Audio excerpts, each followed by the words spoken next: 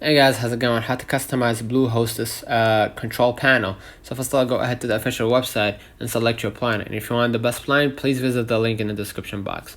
Now what you're gonna do, if you want to know what the key features of Bluehost control panel, the Bluehost control panel has 7 tabs: Home, My Sites, Marketplace, Email and Office, Domains, Marketing Tools, and Advanced, right? And you have the My Sites tab, okay? In My Sites tab, you're going to be able to control and gives you the quick access to the most common tasks for all the websites that you have hosted with Bluehost, right?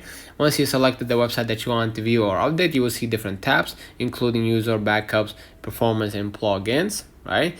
And for my site tab, you can log into your website dashboard directly, manage users and backups, manage and upgrade security, monitor website performance, manage your plugins and themes, and make changes to website settings. And you have the Marketplace tab. Marketplace lets you buy, install, and manage over 900 WordPress theme. And you have the Email and Office tab, which helps you access Google Workspace to easily manage your emails. The email solution offers affordable monthly plans that let you set up a new email address.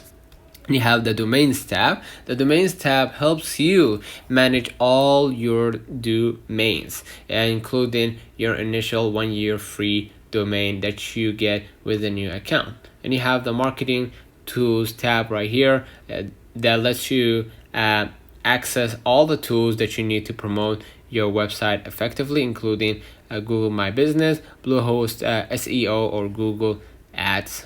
Okay, scroll a little bit down and you have the Advanced tab right here.